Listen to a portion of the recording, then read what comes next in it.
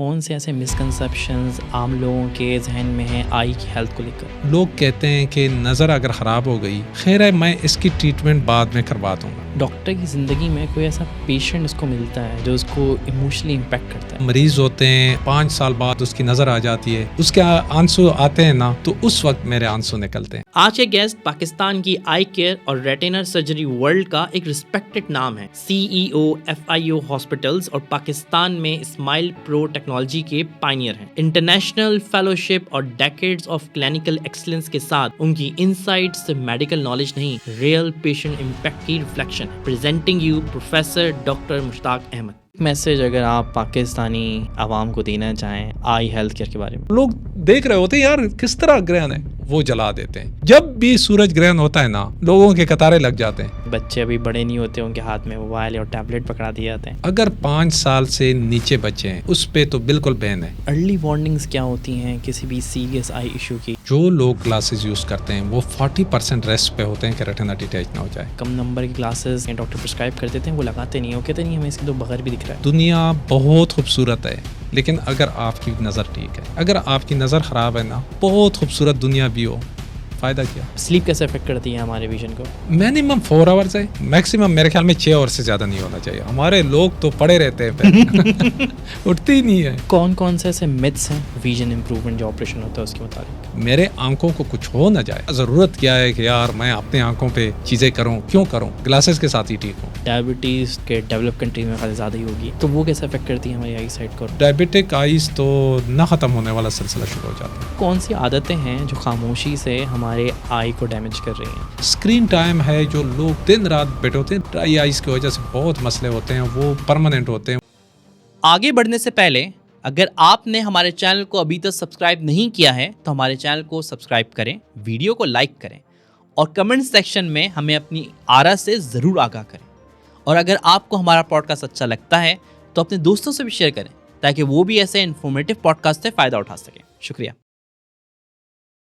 Doctor की ज़िंदगी में कोई ऐसा पेशेंट उसको मिलता है जो उसको इमोशनली इम्पैक्ट करता है, तो आपकी ज़िंदगी में कोई ऐसा पेशेंट रहा जिसने आपको इमोशनली बहुत इम्पैक्ट किया और आपका सोचने का ज़ाविया बदल दिया ज़िंदगी का? सच तो ये नहीं है, लेकिन देखिए मैंने बहुत सारे तकलीफ़ चीज़ें बहुत सारे देखे हैं, लेकिन कभी कभार मैं इस तरह की चीज़ देख लेता हूँ जिस तरह फॉर एग्जाम्पल फीलिंग होती है एक बच्चे की या एक बंदे की एक फीलिंग होती है, वो मुझे बहुत इफ़ेक्ट करता है।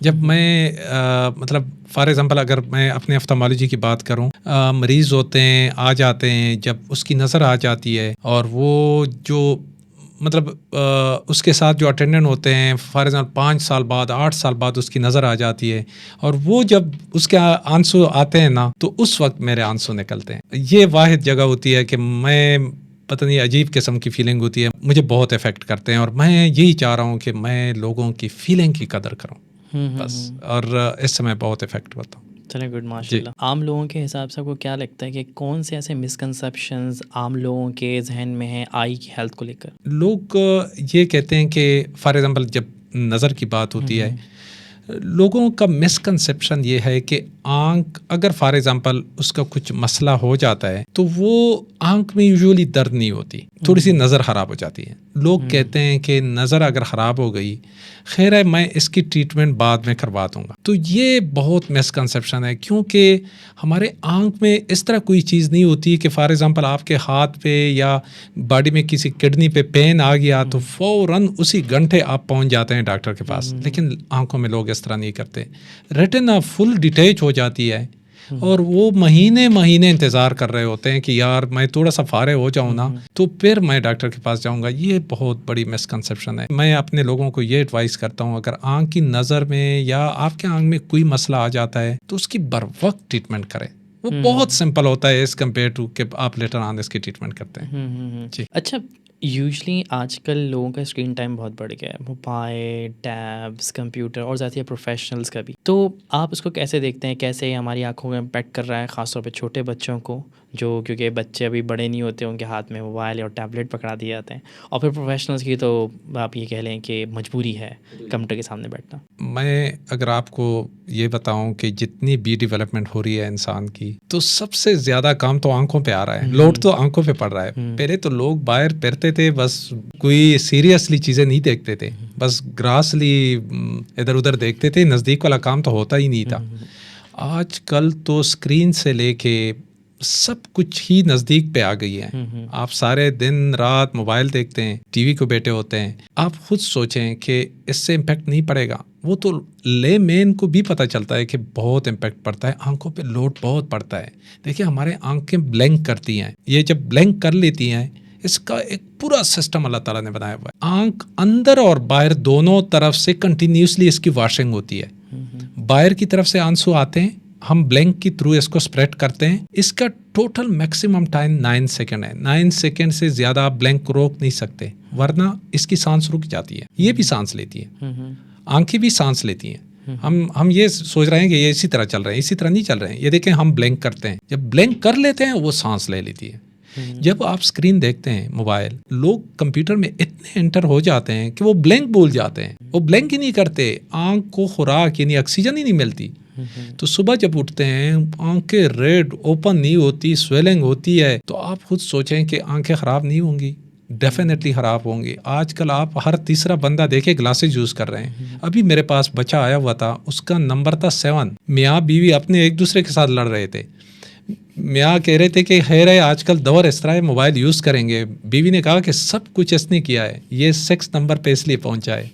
बेटा जो था 4-5 साल का था, वो कह रहे थे कि सारा दिन मोबाइल ही देख रहा है। मैंने कहा नंबर तो ज़्यादा होगा और विजन तो कम होगा। तो ये एक चीज़ है कि डेफिनेटली आंखें बहुत इफ़ेक्ट होते हैं। बहुत लिमिटेड यूज़ करेंगे, आंखों पे इतना लोड नहीं डालेंगे। अर्ली वार्निंग्स क्या होती हैं किसी भी सीरियस आई इशू की जिसको लोग इग्नोर कर देते हैं? अगर रेटिना के हवाले से मैं बात कर लूँ, जो लोग ग्लासेस यूज़ करते हैं वो 40% रिस्क पे होते हैं कि रेटिना डिटैच ना हो जाए, यानी कि नज़र का पर्दा उकड़ ना जाए या गिर ना जाए। तो उसका सबसे वार्निंग साइन जो है वो स्पार्किंग है। अगर आपके आंखों में स्पार्किंग हो गई, यानी जिस तरह लाइटनिंग होती है आसमान पे, अगर लाइटनिंग हो गई, इट मीन्स कि आपका रेटिना जा रहा है। ओके, तो फौरन this is a warning sign कि आप उसी वक्त सारी चीज़ें छोड़ के डॉक्टर को जाएं, और उसी वक्त आप कंट्रोल कर सकते हैं, उसके बाद नहीं। अच्छा, ये आपने जैसे बताया कि sparking, what do you mean by sparking? Sparking जब आप मूवमेंट कर लेते हैं, कभी स्पार्क हो जाती है, आप कह रहे हैं कोई लाइटनिंग हो गई, अच्छा, this is a warning sign. It means कि रेटिना डिटैच हो रही है। ओके, मूव करने पे आंखें लाइटनिंग हो रही है, लाइटनिंग हो जाती है। और अगर खुदा न खासा ये डी अटैचमेंट हो जाए तो फिर तो बड़ी सर्जरी है, सर्जरी है। ओके, पूरी सर्जरी है। सही जी। अच्छा, जो यंग लोगों का ग्लास पे डिपेंडेंट हो जाना है, ये तो वैसे ग्लास तो बहुत अरसे से लगता हुआ आ रहा है ना। हमारे माँ बाप के ज़माने से लोगों को ग्लासेस लग जाया करते थे। हाँ, पहले क्या कहते हैं, लोगों को ज़्यादा एजिड उम्र में लगा करते थे, अब बहुत यंग लोगों को लग रहे हैं। तो ये लगना ही खतरे की घंटी है क्या? इट्स ओके भाई, लग जाता है, आप इसको कहते हैं नॉर्मल रखें, या खतरे की घंटी तभी बच जाती है जब किसी क्लासेस लग जाता है? देखिए, जितनी अर्बनाइजेशन होती है, मीन्स के जो लोग विलेज में रहते हैं वो नियर काम करते नहीं, हर वक्त वो दूर वाले काम करते हैं, मतलब दूर देखते हैं, तो उसके तो ज़्यादा चांसेस नहीं होते ग्लासेस लगाने के। जितनी अर्बनाइजेशन ज़्यादा होती है, कोरिया, जापान, ये जो सिंगापुर, आप देख लें 80% लोग ग्लासेस यूज़ कर रहे हैं। बच्चे स्कूल में पूछते हैं कि यार ये बच्चा बेच दें, ये बच्चे ने ग्लासेस क्यों नहीं लगाए। इस तरह की सिचुएशन बन गई है। तो वो तो ऑब्वियस है कि जितनी अर्बनाइजेशन होती है, जितनी फॉर एग्जांपल डेवलपमेंट होती है, उसके साथ ग्लासेस यूज़ होते हैं। और ग्लासेस आप ये नहीं कह सकते कि ग्लासेस ना यूज़ करें, ग्लासेस तो 100% आप यूज़ करेंगे अगर विजन खराब है, ग्लासेस यूज़ करेंगे।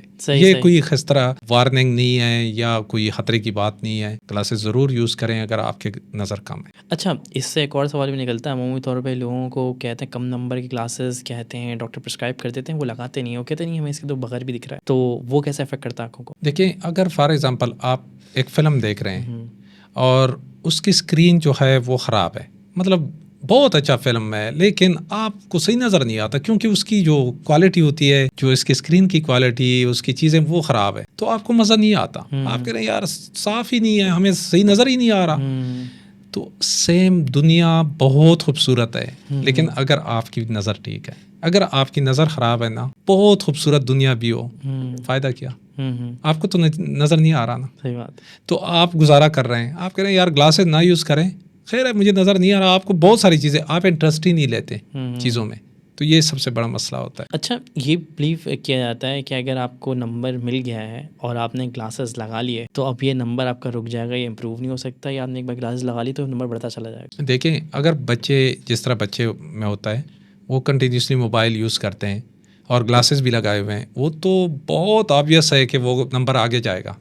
अगर वो आउटडोर एक्टिविटीज़ नहीं करते, सारा दिन मोबाइल, टैब और इन चीज़ों को बैठा होता है और आगे से ग्लासेस भी लगाए हुए हैं, वो तो ऑब्वियसली नंबर आगे जाएगा। अगर फॉर एग्जांपल आउटडोर एक्टिविटीज़ ज़्यादा हैं या एडल्ट हैं, एडल्ट में ज़्यादा फ़र्क नहीं पड़ता जी, बच्चों में बहुत फ़र्क पड़ता है। अच्छा, एक और चीज़ आजकल है वो शेडेड ग्लासेस आ रहे हैं। लोग कहते हैं आप ज़ीरो के ग्लासेस लगाएं कंप्यूटर और लैपटॉप के सामने बैठने से पहले, क्योंकि ये आपकी जो रेज़ आपकी मोबाइल से और कंप्यूटर वो मॉनिटर स्क्रीन से निकल रही है, वो आपकी आँखों को परमानेंटली डैमेज कर सकती है। तो इसमें कितनी हकीकत है? नहीं, ये बिल्कुल गलत है।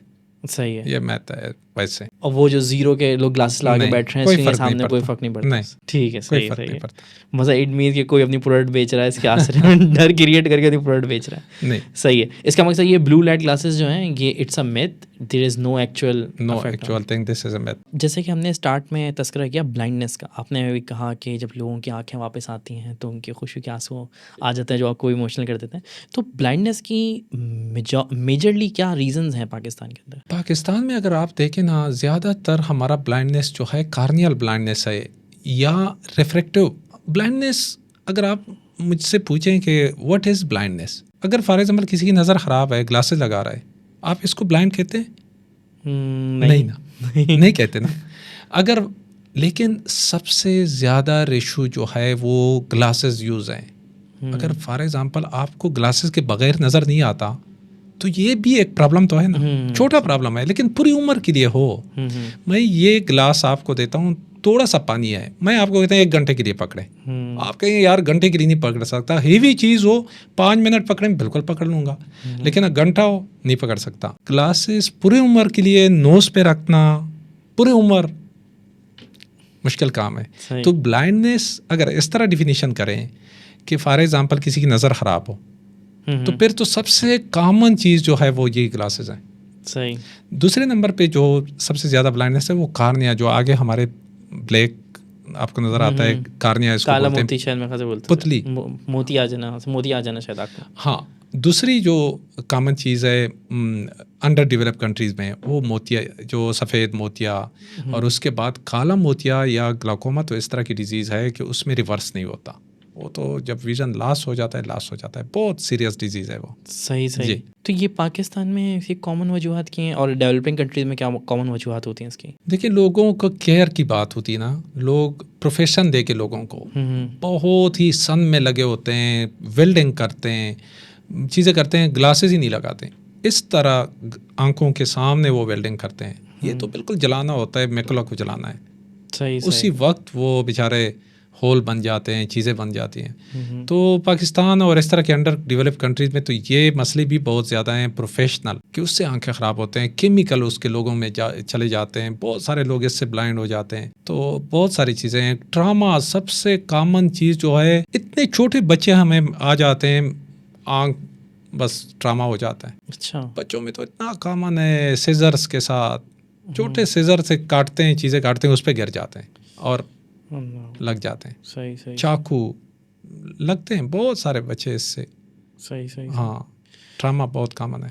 अच्छा, डायबिटीज़ तो आपके डेवलप कंट्रीज में ख़ास ज़्यादा ही होगी है। सही है।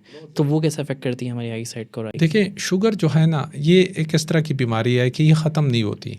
ये एक दफ़ा जब शुरू हो जाती है, और हमारे पाकिस्तान यानी बरसगीर में एब्डोमिनल ओबेसिटी है, लोग गंदम खाते हैं, ये फ्लोर जो है ना आटा, ये वाइट है, वाइट आटा तो टोटली कार्बोहाइड्रेट है। ये तो बिल्कुल मतलब टॉक्सिन है, इसमें प्रतिक्रिया तबाह कर लेता है।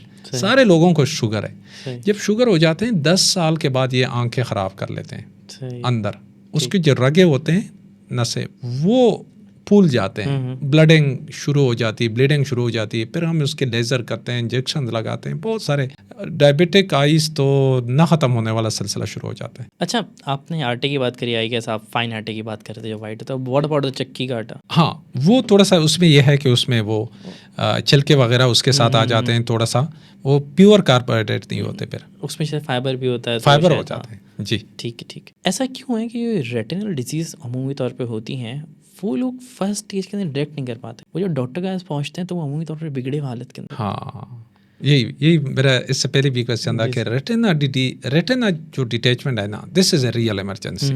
ये रियल इमरजेंसी होता है, इसको फौरन ट्रीट करना पड़ता है, अदरवाइज रेंकल आ जाते हैं, वो रेंकल फिर सीधा नहीं होते, अगर आप अटैच भी कर लेते हैं वो फिर विजन, इसकी रेंकल विजन होती है। इसका क्या प्रोएक्टिव मेजर लेना चाहिए या कोई मंथली बेसिस पे, ईयरली बेसिस पे आई चेकअप कराते रहना चाहिए? नहीं, मैंने बता दिया, अगर वार्निंग साइन आपको आ गए, वार्निंग साइन मतलब जो लोग ग्लासेस यूज़ करते हैं इसमें बहुत कॉमन होता है रेटिना डिटेचन स्पॉन्टेनियस, अदरवाइज ट्रामा, बहुत डायबिटीज़, बहुत सारी चीज़ों की वजह से रेटिना डिटैच होती है।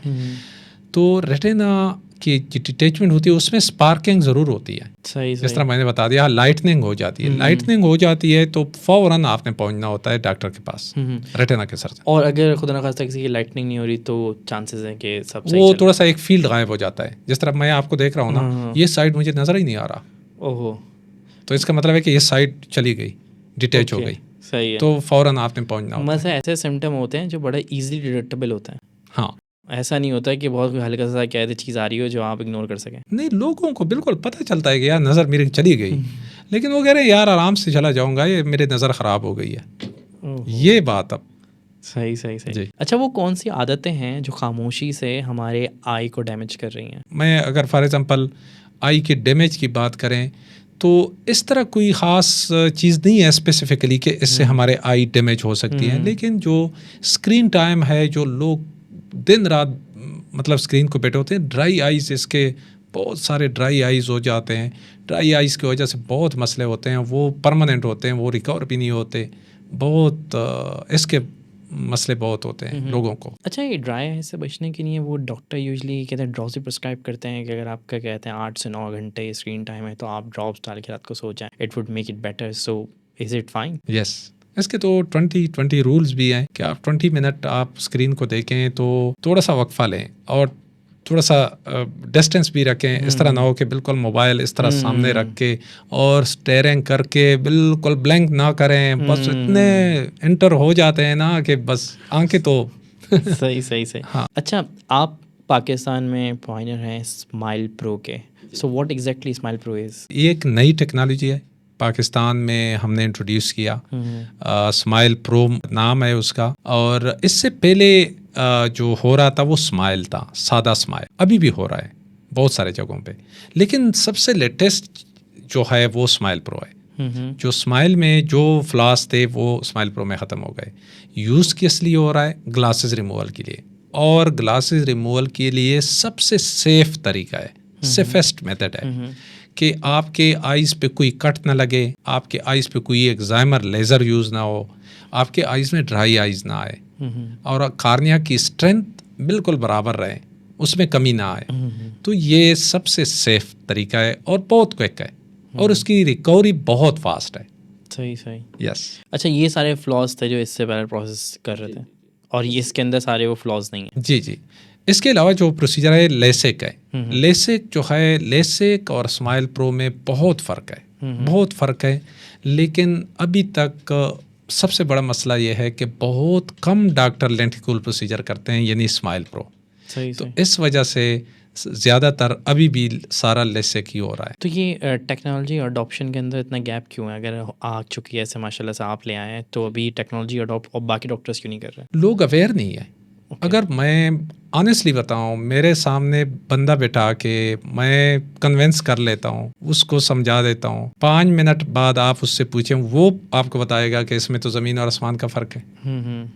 बिल्कुल, लेकिन लोगों को बिल्कुल अवेयरनेस नहीं है, और ना डॉक्टर उसको बताते हैं, क्योंकि डॉक्टर खुद नहीं प्रिस्क्राइब करते, खुद ये प्रोसीजर करते नहीं है। क्यों नहीं करते? इसका एक लर्निंग कर्व है, बहुत स्टीप लर्निंग कर्व है। सही। और उसको मेरे ख्याल में क्रॉस करना होगा और वो बहुत डिफिकल्ट होता है। Okay, so basically skill adoption का ज़्यादा इशू है एज कम्पेयर टू टेक्नोलॉजी, कि ज़्यादातर डॉक्टर्स करते नहीं हैं तो वो प्रिस्क्राइब भी नहीं करते और इसकी ट्रेनिंग होती है।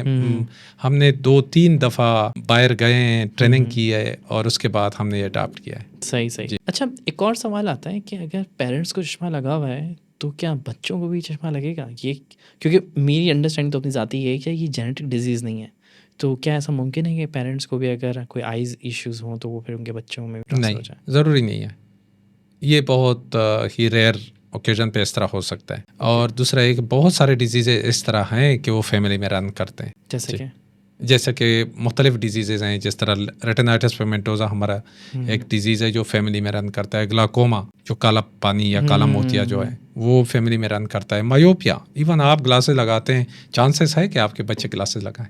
अच्छा, सही। अच्छा, चांसेस हैं। हाँ, ओके। क्योंकि लेट से मैं अपनी बात करूँ तो मेरे भाई हैं, मेरे वालिदैन, तो सबके 6 नंबर था, मेरे भाई बंदा उसको चश्मा लगा। हाँ। तो बट मुझे लग गया। हाँ। बट मेरे मतलब जेनेटिक्स में तो नहीं है। सो इट्स पॉसिबल कि अगर आगे जेनेटिक्स में ना हो तब भी लग सकता है और जेनेटिक्स में हो तब भी लग सकता है, और यही पॉसिबल है कि अगर आगे आपके वालिदैन को लगा हुआ है, पॉसिबल है आपको ना लगे। बिल्कुल ये एक्सेप्टेड है। लेकिन 50-50 चांस होता है कि आपके स्पोरेडिक है या जीन्स इफेक्ट है। अगर जीन इफेक्टेड है तो जीन्स फिर जीन में जाते हैं। अब ये मतलब फिर इसकी पूरी इन्वेस्टिगेशन करनी पड़ती है। सही जीन इफेक्टेड है कि आपके स्पोरेडिक है या फॉर एग्जाम्पल जीन इफेक्टेड नहीं है, मतलब सिर्फ स्क्रीन यूज़ या इस वजह से हुआ है, या आपकी जीन्स में है आगे जाएगी। लेकिन जीन में अगर है भी तो पूरे बच्चों में तो नहीं जाते, एक बच्चा कभी कभार इफेक्ट हो जाता है। जी, ठीक। अच्छा, अभी हम डिस्कस कर रहे थे कि पहले ये आई सर्जरीज कैसे होती थी और अब कैसे हो रही हैं। तो usually laser is the most common process जो अभी तक होता था। तो क्या क्या ऐसी चीज़ें हैं जो आप ये कह लें कि उसके साइड इफ़ेक्ट्स होते थे लेज़र ऑपरेशन कराने के? जितने भी लेज़र्स हैं, आंखों पे लेज़र डालना डेफिनेटली लाइक जिस तरह जलाते हैं, एबिलेशन करते हैं। इससे पहले जो हमारा प्रोसीजर होता था PRK, जो हम ग्लासेस रिमूवल के लिए करते थे, वो डायरेक्टली कार्निया पे सरफेस पे लेज़र करवा के वुंड बन जाता था। 10-15 दिन आप कमरे में रहते थे, पेन होता था, विजन भी नहीं होता था बहुत। उसके बाद लेसिक आ गया, उसमें कट लगता है और फिर वही लेज़र फिर यूज़ हो रहा है, लेकिन फ्लैप उस पर रख लेते हैं तो पेन इतना ज़्यादा नहीं होता, बल्कि ड्राइनेस बहुत ज़्यादा होती है इसमें लेसिक में। अब जो प्रोसीजर है वो स्माइल प्रो है, वो सबसे लेटेस्ट है। इसमें ड्राइनेस भी बहुत कम है, बल्कि ना होने की बराबर है। और इसके अलावा इसमें ना कोई पेन है, विजुअल रिकवरी स्ट्रांग है, लेज़र एक्साइमर लेज़र है, इसमें यूज़ नहीं होता। तो one of the best procedure. और लॉन्ग टर्म सेफ है? लॉन्ग टर्म, लाइफ टाइम होता है ये। लॉन्ग टर्म सबसे सेफ प्रोसीजर यही है। ओके।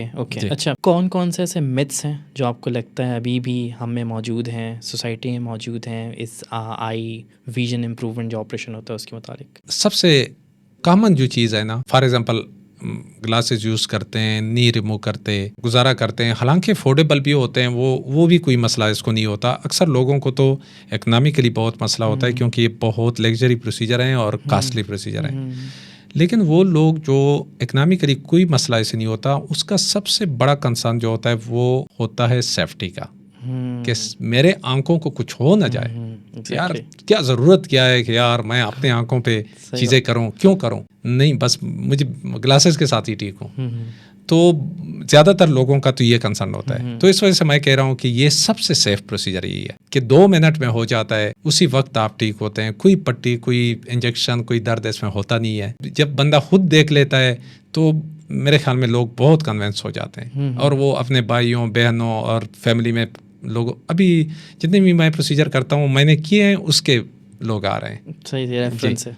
हाँ, तो ये एक है। और दूसरा ये कि मैं ये कह रहा हूँ कि कोई भी इस तरह की चीज़ नहीं है कि आप बग़ैर रिस्क के कोई चीज़ कर सकते हैं। थोड़ा बहुत रिस्क आप ज़रूर लेंगे। आप जहाज़ पे भी बैठते हैं ना, तो भी आप रिस्क लेते हैं तो फिर आप इस्लामाबाद पहुंच जाते हैं, अदरवाइज रोड से जाएंगे। और रोड भी रिस्क से खाली तो नहीं है, रिस्क तो वहाँ भी है। तो मतलब रिस्क ज़रूर लेना पड़ता है। अगर फॉर एग्जाम्पल आप ग्लासेस से छुटकारा चाहते हैं कि पूरी उम्र मैं बस यार ख़त्म कर लूँ, तो थोड़ा बहुत रिस्क ज़रूर लेना पड़ता है। तो फिर आप उसको ओवरकम कर लेते हैं। सही सही जी। अच्छा, कोई ऐसी मेडिकल कंडीशन होती है जिसके अंदर लोगों को लेज़र सर्जरी या ये पर्टिकुलर सर्जरी अवॉइड करना चाहिए? जी, बहुत सारी चीज़ें इस तरह हैं, जिस तरह प्रेगनेंसी है, लैक्टेशन है, फीडिंग करते हैं मदर, तो उसमें नहीं करना चाहिए, बिल्कुल हम नहीं करते। केराटोकोनस है, ये एक डिजीज़ है जिसमें नज़र आहिस्ता आहिस्ता प्रोग्रेस करती है और कम होती जा रही है। ये हम स्पेसिफिकली बहुत सारे लोगों को ये डिजीज़ है कि नज़र स्टेबल नहीं होता। जब स्टेबल नहीं होता तो ये सर्जरी रिकमेंडेड नहीं। ठीक है, ये वैसे एस्टैब्लिश कैसे करते हैं कि नज़र कम होती जा रही है? ये एक्चुअली कार्निया कोन शेप होती जा रही है और थिन होती जा रही है। अच्छा। ये केराटोकोनस इसका डिजीज़ का नाम है।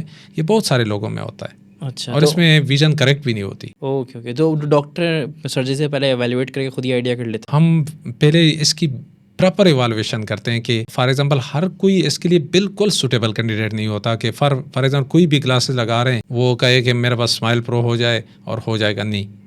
अच्छा, इसके लिए पहले हम देखते हैं, इवाल्युएशन करते हैं। ठीक पहले एवेल्युएट होता है। ओके, क्या ऐसा मुमकिन है, जैसे अभी हमने रिस्क की बात करी, खुदा ना खास्ता कोई ऐसा मुमकिन है कि किसी की सर्जरी हो और उसका केस सही होने के बजाय बिगड़ जाए? हाँ बिल्कुल, जब फॉर एग्जांपल लर्निंग किसी की ना हो, इनिशियल सर्जन हो, स्पेशली स्माइल प्रो में, सही, स्माइल प्रो में बहुत ज़्यादा रिस्क होता है कि सर्जन उसमें फंस जाए। ठीक है, क्योंकि वो इतना थिन लेंटिक्यूल होता है कि वो गायब हो जाता है। सही तो इसके लिए एक्सपीरियंस बहुत ज़रूरी है मेरे ख्याल में। सही। बाकी लेसिक के लिए, PRK के लिए इतनी एक्सपीरियंस की ज़रूरत नहीं होती, लेकिन लेसिक के लिए स्माइल प्रो के लिए बहुत ही एक्सपीरियंस की ज़रूरत होती है। जब आपने 1000 केसेस किए हों उसके बाद आप कॉन्फिडेंट होते हैं कि आप किसी की भी कर सकते हैं, अदरवाइज नहीं कर सकते, मुझे पता है। सही जी। अच्छा, अभी भी लोगों में डर तो है, क्योंकि लेज़र का जैसे आपने नाम लिया कि आग जला देते हैं। अच्छा, वो कम ही जलाते होंगे बट सुनने में तो लग रहा है ना आग जल रही है, तो लोगों में डर तो है लेज़र को लेके। तो आपको क्या लगता है कि ये कैसे, अब स्माइल प्रो आ गया उसके अंदर कोई अल्लाह का शुक्र है कोई जल्ला वल्ला नहीं हो रहा है, हाँ। ईजिली हो रहा है। जी। तो एक तो बात बताएं कि क्या वो स्टेप्स हैं जो मेडिकल कम्युनिटी ले सकती है, लोगों में डर कम किया जाए और अडॉप्टेबिलिटी बढ़ाई जाए। सेकंड वुड भी कि इसकी प्राइसिंग में कितना फ़र्क है, ये भी इतना ही महंगा पड़ रहा है जितना वो लेज़र ऑपरेशन पड़ते थे, ये ज़्यादा महंगा पड़ रहा है? नहीं, ये थोड़ा सा महंगा पड़ रहा है। वजह यह है कि जो टेक्नोलॉजी जर्मन की टेक्नोलॉजी है वो यूरो में चार्ज करते हैं। हर एक आई जो करते हैं हमें लाइसेंस मिलता है उसका, उसकी यूरो में पेमेंट होती है। इस वजह से इसकी कास्ट लेसिक और PRK से बहुत ज़्यादा है। सही। नंबर 1। नंबर 2, आप कह रहे हैं कि हम खौफ लोगों की या एजुकेशन किस तरह करें। मैं तो अपने लेवल पे लगा हुआ हूँ, लोगों की एजुकेशन, डॉक्टरों की एजुकेशन। अभी भी हम प्लान कर रहे हैं अपने हॉस्पिटल में डॉक्टरों की एक सेमिनार, कि हम एक सेमिनार करें और डॉक्टर आएँ हमारे साथ डिस्कशन करें। डॉक्टरों के पहले तो डॉक्टरों एजुकेट हो जाए, क्योंकि नया प्रोसीजर है, इतने लोग इस पे एजुकेट नहीं है। इवन डॉक्टरों को भी हम बहुत सारे डॉक्टर इस तरह है कि अनअवेयर हैं स्माइल प्रो के मुतालिक। और इसी तरह लोग तो बिल्कुल मतलब इसके लिए नई एक चीज़ है, नई टेक्नोलॉजी है। तो इस वजह से मैं खुद ये सोशल मीडिया पे, चीज़ों पे, चैनल्स पे बैठ के लोगों को एजुकेट कर रहा हूँ कि बहुत अच्छी टेक्नोलॉजी है। अगर फॉर एग्जांपल एजुकेट ना करें, 10-15 साल गुजर जाएंगे, लोग उधर ही रहेंगे कि यार ये चीज़ नहीं करनी, ये चीज़ नहीं करनी। हालांकि ये बहुत ही बेस्ट टेक्नोलॉजी है, मेरे ख्याल में करना चाहिए, सबको करना चाहिए। ठीक। अच्छा, जैसे हमने अभी शुरू में तस्करा किया है कि बच्चों का स्क्रीन टाइम बहुत बढ़ गया है, बड़ों का स्क्रीन टाइम बहुत बढ़ गया, उससे जैसे अफेक्ट हो रही है और अर्बनाइजेशन भी एक वजह। तो आपको क्या लगता है कि बच्चे जो अभी बहुत छोटी उम्र के अंदर मोबाइल टाइम या टैब पे बहुत अपना टाइम गुजारते हैं, उनमें होने वाला डैमेज क्या परमानेंट है? जी बिल्कुल। अगर फॉर एग्जांपल मैं तो हमारे घर में अपने जो मेरे बच्चे हैं, यही लड़ाई चल रही होती है कि हमने मोबाइल टैब बहुत कम से कम देना है। तो अगर 5 साल से नीचे बच्चे हैं उस पे तो बिल्कुल बैन है, WHO की तरफ से, सही, वर्ल्ड हेल्थ ऑर्गेनाइजेशन की तरफ से। अगर फॉर एग्जांपल उससे बड़े बच्चे हैं तो 1 आवर पर डे ये इसका लिमिट है, या 1 डे पर वीक आप इसको अलाउड कर सकते हैं, इससे ज़्यादा नहीं। अच्छा, आप कह रहे हैं कि जो छोटे बच्चे हैं, लेट से आजकल तो वो 1, 2, 3 साल के बच्चे जो हैं वो उसको तो अलाउड ही नहीं है। शार्क डू देख के तो खाना खाते हैं वो, तो वो पोएम्स लगा के देते तो वो खाना खाते हैं, तो वो बिल्कुल भी अलाउड नहीं है उनको, बिल्कुल मेरे ख्याल में नहीं देना चाहिए। अच्छा, ये किसी भी डिस्टेंस से नहीं है, मतलब वो दूर रख के देखना है? नहीं, ये तो महत्व है कि डिस्टेंस से होगा, इससे नहीं होगा, ये चीज़ें तो फजूल है। इट मीन्स कि अगर शायद LCD या टेलीविजन में घर में देखेगा तो वो भी उसकी नहीं, वो टेलीविजन अगर डिस्टेंस पे है वो डिस्टेंस विजन में आता है, वो नियर में नहीं आता। अच्छा, तो इस वजह से वो ठीक है। ठीक है, वो अच्छा। फिर भी गुजारा कर रहा है। ओके, मगर ये ओके, जी। दैट्स रियली कंसर्निंग, क्योंकि जी। आजकल तो बच्चे के हाथ के अंदर है और माँ बाप तो खाने नहीं खिलाते उसके बगैर। बिल्कुल इसी तरह है। और देखें बिहेवियर, एटीट्यूड, फीलिंग्स, सब कुछ डिस्ट्रॉय हो जाती है बच्ची की। कुछ भी उसे पता नहीं चलता, उसकी सोसाइटी में रहना वो सारे भूल जाते हैं। वो तो आप खुद देख रहे होते हैं, आईज तो चले जाते हैं, आईज तो ग्लासेस तो उसके हो गए, लेकिन बाकी भी सारी चीज़ें, उसके मेंटल स्टेटस। ये तो बहुत बहुत बहुत कंसर्निंग है, क्योंकि यहाँ तो जी बहुत कंसर्निंग है। सही, ठीक, जी। सही है। अच्छा, अब तो मेरे ख्याल से नेक्स्ट सवाल जो था वो मेरा ये था कि सेफ स्क्रीन टाइम क्या है, वो तो अब बात ही ख़त्म हो गई, क्योंकि आप तो कह रहे हैं कि 5 साल से नीचे बच्चों को देना ही नहीं वो तो चाहिए। मैंने बता दिया कि 1 आवर पर डे। सही। अच्छा, क्या गलती है इसके अलावा, स्क्रीन टाइम के अलावा, ये तो ब्लेंडर ही है मेरे ख्याल से, जो माँ बाप कर रहे हैं बच्चों की आंखों को लेके? बहुत सारी ऐसी चीज़ें होती हैं, वो सुरमा लगा रहे हैं छोटे बच्चों को, तो उस पे उसका क्या इफेक्ट आएगा आंखों पे, या बहुत कोई गलती आपके जहन में हो कि छोटे बच्चों की आंखों को लेके एहतियात करना देखिए चाहिए? ये भी इतनी बड़ी गलती नहीं है, सुरमा लगाए, कुछ भी करें, सब कुछ करें, लेकिन मेरा एक रिक्वेस्ट है अपने पाकिस्तान के लोगों से, अपने लोगों से, जो मेरा बहुत दिल इससे खफा होता है, वो एक चीज़ है बच्चों में जो नेगलेक्ट होते हैं और वो लोग इस पे कोई तवज्जो ही नहीं देते। वो ये है कि जब भी आप अपने बच्चे को स्कूल में दाखिल करते हैं तो एक दफ़ा इसके आंखों का चेकअप करें।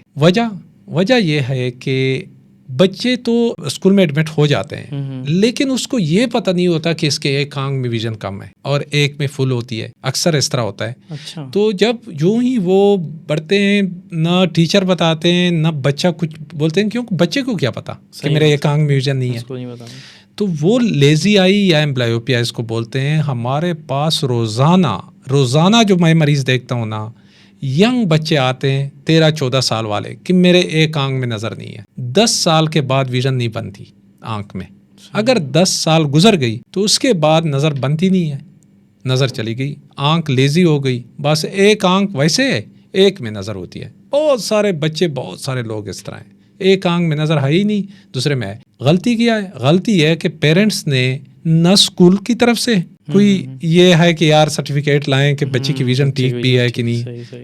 बच्चा एडमिट कर लेते हैं। आगे से जब वो आर्मी में जाते हैं फॉर एग्जांपल, या सिपाही भर्ती होते हैं, या फॉर एग्जांपल किसी नौकरी में जाते हैं, तो फिर उसे कहते हैं यार अब सर्टिफिकेट लाओ। ठीक है। उस वक्त उसकी ट्रीटमेंट नहीं होती। सही है। बहुत सारे बच्चे हमारे साथ इस तरह आते हैं और हमारी दिल बहुत खफा हो जाती है। उस वक्त उसकी उम्र 10 साल से ऊपर होती है, उसे खुद पता चल जाता है कि यार मेरे एक आंख में विजन नहीं है। और पेरेंट्स ये गलती करते हैं कि अपने बच्चे की एक दफ़ा भी अपने विजन चेक नहीं करते बच्चे की। सही। बहुत सारा बड़ा मसला है ये। स्कूल में तो यूजुअली बच्चा 3-4 साल के अंदर चले आते हैं नर्सरी के यूजुअली अब तो इस तरह होता है। तो 3-4 साल के अंदर आप कह रहे हैं कि आई साइट चेक कराना चाहिए। ज़रूरी होता है। सही। ज़रूरी होता है।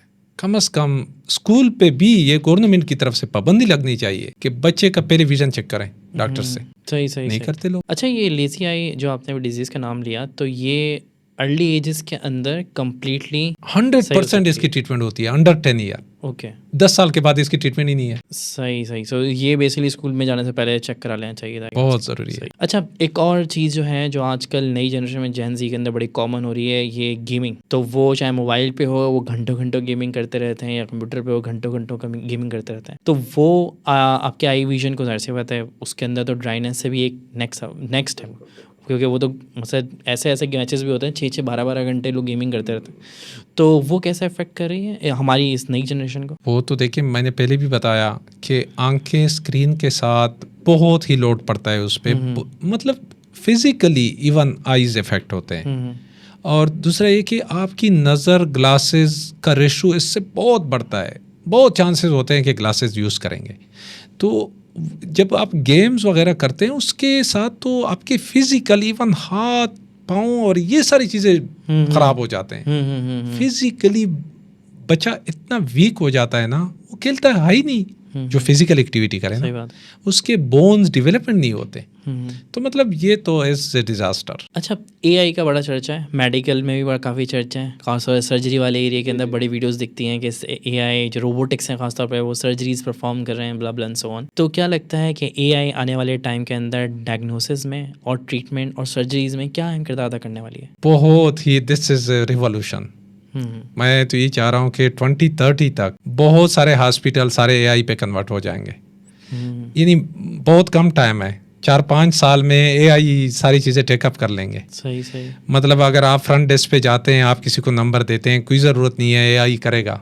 सही सही। आप जाते हैं आई की टेस्टिंग करते हैं, एआई खुद करेगा, कोई ज़रूरत नहीं है सही, कि सही। उधर कोई बंदा बैठे। सही। इवन अब तो इस तरह है कि रिमोट आप इधर बैठे हैं, मैं इधर बैठा हूँ, मैं पेशावर में सर्जरी करूँगा, यहाँ से रोबोट, वही रोबोट उधर खड़ा होगा, मैं इधर सिर्फ अपने हाथ हिलाऊंगा, उधर वो एग्जैक्टली उसी तरह हाथ हिलाएगा जिस तरह मैं इधर हिला रहा हूँ। माइक्रोन में इसकी स्पीड होगी। तो मतलब ये कि फ्यूचर तो इस तरह आ रहा है कि सारे डायग्नोसिस, सारे इवन टेस्टिंग, सारे जो हम आई की बात कर रहे हैं, इतना डेटा कलेक्ट करेगा कि आपको बताएगा कि यार आपने आज ये चीज़ें खाने हैं, ये चीज़ नहीं खाने। सही सही। तो ऐसी कोई डिजीज़ लगती हैं जो अभी कहते हैं ट्रीटेबल नहीं है बट आने वाले टाइम के अंदर होंगी? बहुत सारे डिजीज़ हैं, बहुत सारे डिजीज़ेज हैं जो आने वाले दौर में ट्रीट हो जाएंगे, अभी ट्रीटमेंट नहीं है। जिस तरह मैंने बता दिया, हमारे डिजनरेशंस हैं, डिस्ट्रॉफीज़ हैं, जेनेटिक जितनी भी डिजीज़ेज हैं, कोई जेनेटिक थेरेपी अभी तक अवेलेबल नहीं है। अमेरिका में बहुत सारी जगहों पे अभी जीन्स थेरेपी होती है, बहुत कॉस्टली है। स्टेम सेल थेरेपी, जो हमारे अम्बिलिकल कार्ड है उससे सेल्स लेके और उससे ऑर्गन बनाना। अगर आपकी आई लॉस हो गई है तो वही आई लेबॉर्ट्री में बन जाएगी आपके अपने सेल से। अब ये देखें, ये कितनी रेवोल्यूशन है। वही आई आपको ट्रांसप्लांट भी हो सकती है। अगर आपकी आई लॉस हो गई है तो वही आई आपके अपने अम्बिलिकल कार्ड से, जिससे आपकी बॉडी बनी है, वही सेल्स लेके, स्टेम सेल इसको बोलते हैं, उसके कोडिंग करके उसको रवाना कर लेते हैं। जिस तरह हमारा पहला सेल आता है, वही सेल आप फॉर एग्जाम्पल कहते हैं कि इससे मैंने गुर्दा बनाना है तो गुर्दा बनेगा, आप कह रहे हैं कि उससे मैंने आई बनानी है तो आई बनेगा, तो वही आई बन जाएगी। और जिस तरह क्लोनिंग होती है एग्जैक्टली इसी तरह ये बहुत ही नियर फ्यूचर में होगा। क्योंकि क्लोनिंग तो अभी तक कोई सक्सेसफुल नहीं हुई है फिलहाल। तो वो तो मतलब उसके तो और इशू बहुत है ना। हाँ, वो तो इसकी वजह से इस पे सारी चीज़ें स्टॉप हो गई। लेकिन अगर फॉर एग्जांपल किसी के आई लॉस है और वो आई बन जाए और वो उसको ट्रांसप्लांट हो जाए तो मेरे ख्याल में this is a very good thing. सही बात। अच्छा, global I system, I care system कहाँ खड़ा है और पाकिस्तान का आई केयर सिस्टम कहाँ खड़ा है? जो मुझे अंदाज़ा है वो ये है कि मैंने खुद ड्यूक हॉस्पिटल, जो कि वर्ल्ड में रैंकिंग में 6 नंबर पे है, मतलब अमेरिका में 300 रिनाउंड आई हॉस्पिटल थे, उसमें वो 6 नंबर पे था। इसमें मैंने खुद फेलोशिप की है। सही सही। मेरे जो सुपरवाइज़र थे महमूद, उसके साथ मैं बेसिकली फ्राम कायरा मिस्र से था, वो मेरे सुपरवाइज़र थे। तो अगर मैं फॉर एग्जाम्पल वो उधर देखूं और वियना में मैंने टाइम गुजारा है, मैंने उधर भी फेलोशिप की है, उधर देखूं तो बहुत ज़्यादा फ़र्क नहीं है। हमारे इधर पाकिस्तान में बहुत अच्छे अच्छे सेंटर, अच्छे टेक्नोलॉजी, वो मशीनें जो उधर यूज़ हो रहे हैं एग्जैक्टली वो इधर ही यूज़ हो रहे हैं, लेकिन कास्ट में बहुत फ़र्क है। हम उधर जो रेटिना की सर्जरी करते थे 39,000 यूरो एक सर्जरी होती थी, यानी अगर पाकिस्तानी में मैं आपको बताऊं तो उससे बनता है ऑलमोस्ट करोड़ से ऊपर रुपए। सही है, 1.5 करोड़ रुपए एक सर्जरी। सही। और हम इधर वही सर्जरी 3 लाख रुपए में कर रहे हैं। ठीक है, सही सही सही।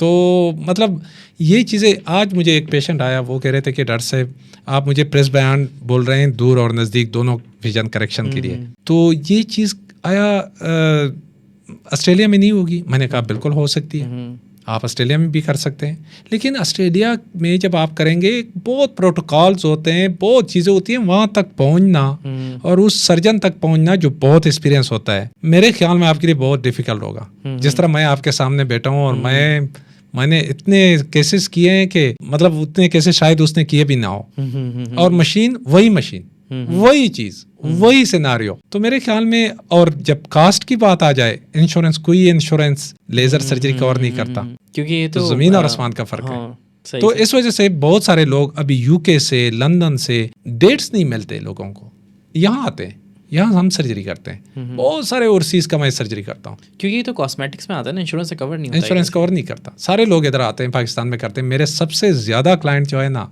ओवरसीज ही हैं, यमन से, मलेशिया से, अफगानिस्तान से तो बहुत सारे, आयरलैंड से, स्पेन से मैंने 2 लड़कियों का भी कराची में किया, ग्लासेस रिमूवल का। कोई इंग्लिश वगैरह नहीं आते थे, स्पेनिश में उसने सारा अपना वीडियो भी बना ली। अच्छा, स्पेनिश में बोल रहे थे। ठीक, दोनों लड़कियों का, दोनों सिस्टर थे, मैंने करवा दिया। ठीक ठीक ठीक। यही सेम ट्रीटमेंट बाहर हो रहे हैं, टेक्नोलॉजी सेम है बट वहाँ महंगा बहुत है और यहाँ सस्ता बहुत है। बट शायद हमें ये भी तो कंसिडर करना चाहिए, हो सकता है वहाँ लोगों की अफोर्डेबिलिटी, हमारे यहाँ अफोर्डेबिलिटी भी नहीं है। लेकिन अगर मैं आपको बताऊं स्किल वाइज, अगर आप देखें स्किल वाइज, अल्हम्दुलिल्लाह हमारे डॉक्टर बहुत डायनेमिक हैं। देखिए मुझे तो बहुत अपॉर्चुनिटी थी कि मैं वियना में या अमेरिका में मैं सेटल हो जाऊं। मुझे मेरे साथ जो सर्जन थी रेटिना की, उसने मुझे ऑफर किया कि डॉक्टर साहब आप इधर ही रहें, मेरे साथ रहें, बस मैं सब कुछ करता हूँ। मैंने कहा मैंने किसी सूरत में भी अमेरिका में नहीं रहना, मैंने पाकिस्तान जाना है और अपने लोगों की खिदमत करनी। इसमें एक और फीलिंग है ना, अमेरिका में मैं क्या करूंगा, पैसे, सिर्फ पैसों के लिए मैं उधर बैठा रहूंगा। पैसे तो पाकिस्तान में इतने लोग दे रहे हैं ना, हाथ भी चूम रहे हैं, हाथ भी चूम रहे हैं, पैसे भी दे रहे हैं। सही, बिलीव मी। जी जी जी। और अमेरिका में इतना पैसे लोग नहीं कमा सकते जितने हमारे अपने प्यारे मुल्क पाकिस्तान में है, स्पेशली अच्छे डॉक्टरों के लिए। बहुत ही, वो जो बाहर बैठे हुए हैं ना ये डॉक्टर, हमारे क्लास फेलो बहुत, हमारा जो आधे से ज्यादा क्लास बाहर है, अमेरिका, लंदन और उधर बैठे हुए हैं, लेकिन उनकी तरह डॉक्टर मेरे साथ काम करते हैं। ठीक ठीक। मतलब इस पे नहीं है कि मतलब मैं बाहर जाऊं, या बाहर तो फिर कोई बड़े डॉक्टर बैठे हुए हैं, यही डॉक्टर हैं, यही सूरत हाल है। लेकिन ये है कि स्किल वाइज देखें हमारे डॉक्टर बहुत ही डायनेमिक है। जी। अच्छा, कौन सी खुराकें होती हैं अमूमी तौर पे, या कौन सी डेली हैबिट्स होती हैं जो आपको अफेक्ट करती हैं? जैसे अमूमी तौर पे मशहूर है कि आप गाजर खाएं, आप क्या कहते होंगे, तो कौन कौन सी डाइट्स हैं? देखिए हमारे आइस जो तरीके में हम काम करते हैं ना, तो हमारे आइस की एक खुराक होती है विटामिन ए। अगर विटामिन ए नहीं है तो तरीके में आपको नजर नहीं आएगा। अच्छा, हाँ सही। तो विटामिन ए जो है वो गवर्नमेंट ने पाबंदी लगाई थी, ये डालडा वगैरह, वनस्पति वगैरह के विटामिन ए और डी दोनों जरूर डालेंगे। सही। तो अगर आप देख रहे होते हैं वगैरह विटामिन ए और डी से भरपूर घी, वो इसलिए कि विटामिन ए ज़रूरी होते हैं। कि वो किस चीज़ में होते हैं, बाज़ लोग देखें कलीजी, गोश्त, ये बाज़ लोग नहीं खाते, स्पेशली इंडियन तो बिल्कुल नहीं खाते। हिंदू हम हमारे साथ रहते थे, वो तो बिल्कुल गोश्त खाते ही नहीं है। दूसरी ये कि देसी घी ये लोग बहुत कम खाते हैं। ग्रीन लीफी वेजिटेबल और स्पेशली गाजर जो है, गाजर में विटामिन ए है, तो विटामिन ए जो है वो बिल्कुल खाने चाहिए। अगर अपने आंखों की आपको फिक्र है और तरीके में काम करते हैं, स्टडीज़ करते हैं लोग, या फिर टेबलेट वगैरह लेने चाहिए आर्टिफिशियली विटामिन ए। जी, जैसे आपने अभी बड़े गोश्त का तस्करा किया, तो क्या बड़े गोश्त के अंदर विटामिन होता है? बिल्कुल। और ये आजकल तो लोगों के अंदर चिकन खाने का ज़्यादा रुझान हो गया, तो उसमें होता है क्या? चिकन में होता है, फिश में बहुत होता है, फिश में बहुत ज़्यादा होता है विटामिन ए। और स्लीप कैसे अफेक्ट करती है हमारे विजन को? डेफिनेटली स्लीप तो बहुत ही इंपॉर्टेंट चीज़ है। और मिनिमम विद कितने आवर्स? मिनिमम 4 आवर्स है। हाँ, मैक्सिमम मेरे ख्याल में 6 आवर्स से ज़्यादा नहीं होना चाहिए। हमारे लोग तो पड़े रहते हैं फिर उठते ही नहीं है बल्कि बाज़ लोग तो जॉब ही नहीं करते, पता है, सुबह इसलिए जॉब नहीं करते कि मैं सुबह नहीं उठ सकती। या आप फीमेल से पूछोगे, यार आराम से मैं बैठी रहती हूँ, सुबह उठती हूँ 2-10 बजे, फिर 3-4 बजे मैं काम पे जाती हूँ। तो मतलब इतना भी नहीं करना चाहिए कि बस घर में पड़े रहे। मेरे ख्याल में सुबह उठना चाहिए, ग्रीन गार्डन को, पौधों को देखना चाहिए, इससे आंखों को बहुत ताजगी मिलती है, आंखें बहुत फ्रेश हो जाती हैं इससे। अमूमी तौर पे कहते हैं, अब आप उसको वेरीफाई कीजिएगा कि मिनिमम 8 घंटे सोना चाहिए। क्या इसमें कोई हकीकत है, या आप 6 घंटे वुड बी फाइन? मेरे ख्याल में मैं खुद तो 4 घंटे कभी सोता हूँ, कभी 6 घंटे, इससे ज़्यादा नहीं सोया। सही। और ये हमारी हेल्थ को नहीं, ये बस 6 घंटे इज़ मोर देन इनफ। ठीक है, सही है, सही है। हमने खाना में गाजर खा ली, विटामिन ए कर लिया, 6 घंटे हम सो गए। और कोई हैबिट है जो अपना सकते हैं लॉन्ग टर्म हमारी आई 6/6? हाँ, जिस तरह मैंने बता दिया ना कि लॉन में पैरें, मतलब चप्पल वगैरह उतार के थोड़ा सा अपने बेयर फुट आप चलें उस पे, और ग्रीन जो सब्जी होती है, जो चीज़ें होती हैं, गार्डनिंग होती है, उसमें आप थोड़ा सा चक्कर लगाएं तो बहुत ही आंखें फ्रेश हो जाती हैं। बजाय इसके कि आप सारा दिन ही सिर्फ स्क्रीन को देखते हैं, थोड़ा सा सब्ज़ेज़ार को भी देखें, फ्लावर्स को भी देखें, तो इससे आंखें बहुत फ्रेश होती हैं। अच्छा, ये जो डिजिटल क्राइसिस है, जो हर बंदा स्क्रीन को देख रहा है। क्या आपको लगता है दुनिया के अंदर इन जनरल चल रहा है या पाकिस्तान के अंदर कोई स्पेसिफिक क्राइसिस है जो हमारी यूथ को? नहीं, ये पाकिस्तान का प्रॉब्लम नहीं, ये ग्लोबल है, ये ग्लोबल है, ग्लोबल प्रॉब्लम है। सही। WHO ने इस वजह से इस पे एक्शन लिया। और दुनिया के अंदर कुछ कर रही हैं गवर्नमेंट्स या कुछ वहाँ भी कुछ खास नहीं हो रहा? बस ये तो गाइडलाइन होते हैं, लोग जारी करते हैं, बाकी तो आप किसी को मतलब पाबंद तो नहीं कर सकते ना। पुलिस आ सकती है घरों में कि मोबाइल चेक करें कौन यूज़ कर रहे हैं कौन नहीं। जी। अच्छा, यंग प्रोफेशनल्स तो जाहिर सी बात है, अब जिसकी जॉब है उसको तो बैठना ही है ना कंप्यूटर के सामने, तो वो 8 से 9 घंटे गुजार रहा है, तो इसके अंदर कितना गैप होना चाहिए, मिनिमम कितना गैप ले सकता है जिससे अफेक्ट ना हो? मैं तो यही एडवाइस करता हूँ कि अगर फॉर एग्जांपल आप कंप्यूटर यूज़ करते हैं बिल्कुल कॉन्शियस के साथ, तो फिर आप 20 मिनट बाद थोड़ा सा वक्फा लें। कितना? जिस तरह 2-3 मिनट 5 मिनट आप वक्फा लें, फिर 20 मिनट करें। इस तरह ना हो कि आप घंटों घंटों बस स्क्रीन से इधर ना हिलें, इससे आंखों पे काफ़ी बुरा इफेक्ट पड़ता है। अच्छा, गैप लेने का मकसद आंखें बंद करके लेटना बैठना है? आंखें बंद करें, दूर देखें, दूर देखें कि स्पाज़म रिलीज हो जाए। देखिए जब हम नियर देखते हैं ना, हमारे आंखें स्पाज़म में चली जाती हैं। सही, अब जब दूर उठा देते हैं आंखें, नजर नहीं आता। आप खुद प्रैक्टिस करें, फोकस थोड़ा आउट फील होता है तो स्पाज़म में चले जाते हैं ना, इतना मतलब एक इधर पेन शुरू हो जाता है। सही सही, ये प्रैक्टिकली होता है। एस्टेनोपिया बोलते हैं इसको। जी। एक मैसेज अगर आप पाकिस्तानी आवाम को देना चाहें आई साइट और in general I health care के बारे में? देखिए, लोग आई का बिल्कुल केयर नहीं करते। अगर मैं सिंपली आपको बताऊं, लोग इतने गर्मी में, इतने सन में इसी तरह आंखों के साथ फिर रहे होते हैं। अगर आप उसे कहेंगे यार ब्लैक ग्लासेस लगाएं, थोड़ा सा सन, देखिए इसमें अल्ट्रा वायलेट रेज होते हैं, ये डायरेक्टली मैकुला पे पड़ते हैं और मैकुला जला देते हैं। अगर थोड़ा सा भी आंख के इस तरह उठा दिया ना, तो आंखें जल जाते हैं फौरन। मतलब सन को तो देख ही नहीं सकते। हमारे पास इतने लोग आते हैं जब ये सूरज ग्रहण और ये चीजें होती हैं, वो तो फिर सन को देखते हैं ना लोग। वो तो सूरज ग्रहण से तो कुछ नहीं होता ना, लेकिन होता क्या है कि लोग फिर देखते हैं। वो इस क्यों कहते हैं कि यार घरों के अंदर रहें, बाहर ना जाएं, सूरज को ना, वो कह रहे हैं यार सूरज को ना देखें। वो लोग देख रहे होते हैं यार किस तरह ग्रहण है, वो जला देते हैं। सारे लोग आते हैं, इतने इतने सुराख होते हैं आंख के अंदर, परमानेंटली डैमेज। बहुत सारे लोग आते हैं, जब भी सूरज ग्रहण होता है ना, लोगों के कतारें लग जाते हैं, आते हैं लोग। सही से, हालांकि इतना ऐलान होता और है और कोई भी इसके बारे में बोलता ही नहीं है। सही, बस डैमेज हो जाते हैं, लोग कह रहे हैं यार डैमेज हो गए। हालांकि ये बहुत बड़ी बात है, बहुत बड़ी बात है। निगाह चलेगी जिंदगी। लेजर से लोग, ये बच्चों के लेजर नहीं होते आंखों पे, ये इससे जलते हैं।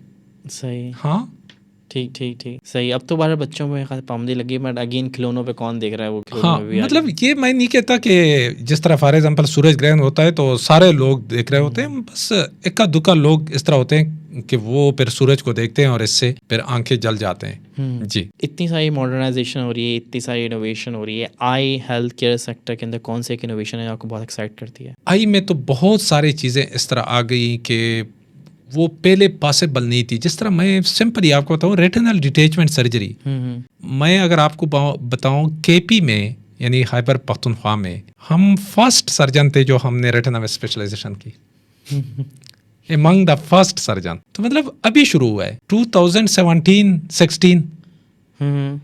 इससे पहले प्रॉपर स्पेशलिस्ट ही नहीं थे रेटिना के। लोग किधर जाते थे? लंदन। अच्छा, लंदन जाते थे रेटिनल डिटैचमेंट के लिए, या रेटिना डिटैच हो गई बस ब्लाइंड। अभी तो अल्हम्दुलिल्लाह हर जगह पे ये चीज़ें हो रही हैं, रेटिना डिटैचमेंट सर्जरी। तो इस वजह से ये है कि बहुत रेवोल्यूशन आ गई। जिस तरह ग्लासेस रिमूवल अब तो बिल्कुल मिनट का काम है, मिनट का। अब तो कह रहे 9 सेकंड से सर्जरी होती है, तो सेकंड्स में आ गया, मिनट में भी नहीं रहा। इधर से आओ उधर से जाओ। मैं किस तरह करता हूँ, मैंने वन गो में मैंने 65 स्माइल प्रो किए हैं, उठा नहीं हूँ। सही सही, ये मानेंगे भी नहीं आप, क्योंकि मेरा टाइम बिल्कुल 5 मिनट था।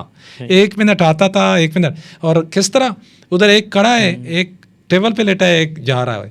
जी। आपका क्या विजन है पाकिस्तान के आई सेक्टर के लिए? मैं तो चाह रहा हूँ कि सारे मेरे जो ऑफ्थल्मोलॉजिस्ट हैं, जितनी भी हॉस्पिटल हैं, सारे आ जाएं हमारे FIO में और FIO में की नेटवर्किंग करवाएं। और मेरा ये विजन है। इससे इफेक्ट क्या पड़ेगा? इफेक्ट ये पड़ेगा कि हम एक इस तरह नेटवर्किंग, हमारा FIO हॉस्पिटल फुली डिजिटलाइज है, कोई पेपर नहीं है। सही। कोई पेपर, ये पेन है ही नहीं, सही, हमारे साथ होता ही नहीं है। सही सही। मतलब पूरे कंप्यूटराइज्ड है, इधर क्लिक कर लेते हैं ना, सारे हॉस्पिटल के यानी तीनों ब्रांचेस में सबको पता होता है सही, कि सही। इस मरीज के साथ ये चीज एडवाइस हो गई, ये टेस्ट एडवाइस हो गई, इसका ये ट्रीटमेंट था, पूरा रिकॉर्ड, कोई पेपर कोई फाइल की जरूरत नहीं होती। इतना डिजिटलाइज हमने बनाया हुआ है।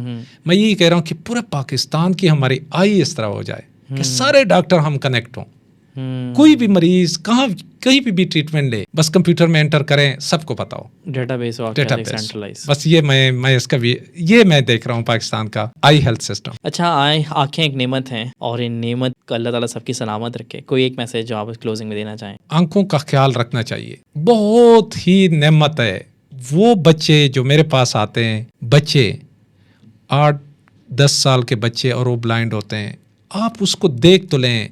बल्कि मैं एक और मैसेज लोगों को दे देता हूँ कि एक दफ़ा ब्लाइंड स्कूल में ज़रूर जाएं, सिर्फ एक दफ़ा, फिर आपको पता चल जाएगा। जब वो स्कूल के बच्चे जब आप देख ले, वो जो ब्लाइंड होते हैं कि वो किस तरह ज़िंदगी गुजारते हैं बगैर आंखों के। हैंडीकेप, मैं ये नहीं कहता कि हैंडीकेप अच्छी चीज़ है, हैंडीकेप बहुत बुरी चीज़ है। किसी भी एक हाथ ना हो ना बंदे का तो भी बड़ा हैंडीकेप है, एक उंगली भी ना हो, लेकिन आंखों का हैंडीकेप, अपना प्लेट भी नहीं देख सकते, अपने मतलब एक फीलिंग है, एक जिंदगी है।